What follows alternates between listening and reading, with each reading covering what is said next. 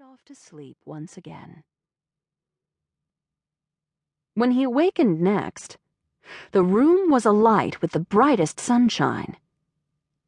How could that be? At this time of the year? Sitting up, he let the furs fall down his naked body and blinked against the blinding light. Only then did he notice the stranger standing in the corner.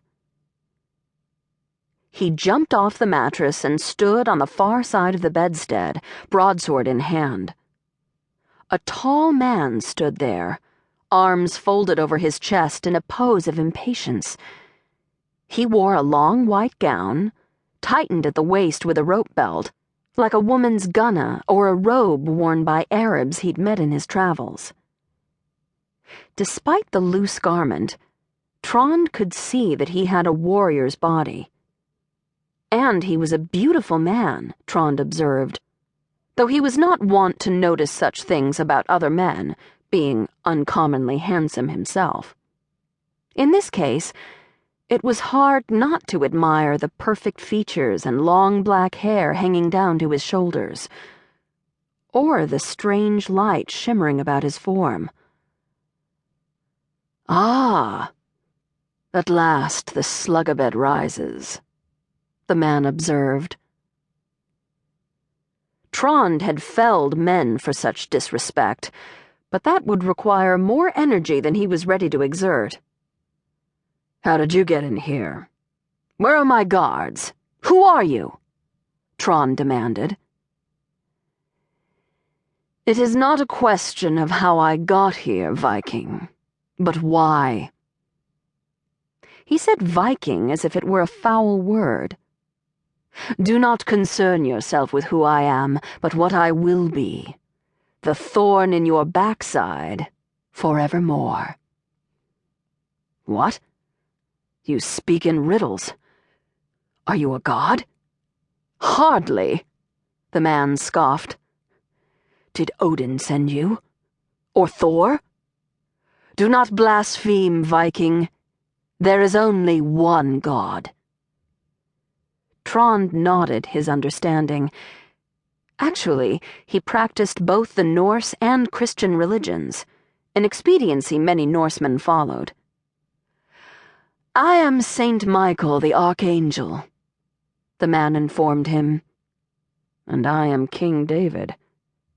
"Is that so?" Trond replied skeptically. "An angel, huh? Where are your wings?"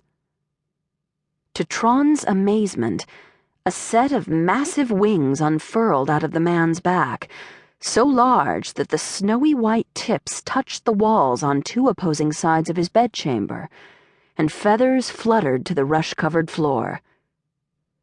Convinced, Viking? Trond just gaped. Was he in the midst of some drunken madness? A dream, perchance? "You have offended God mightily with your sloth," the angel pronounced.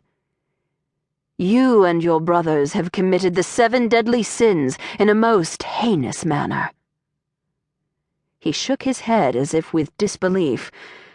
7 brothers, 7 different sins. What did you do, divvy them up? Or did you draw straws? Trond assumed that was some attempt at warped angel humor. He did not laugh. Instead, he glanced at the doorway and asked, "My brothers?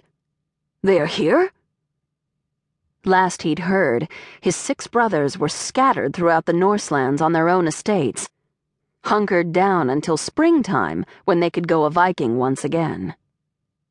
When the angel declined to respond, Trond went on, "What's so wrong with a little sloth, anyhow?" The angel's upper lip curled with disgust at his question. But then he pointed a finger into the air betwixt them, where a hazy picture appeared. 'Twas like looking into a cloud or a puff of swirling smoke, and what Trond saw caused him to gasp with dismay.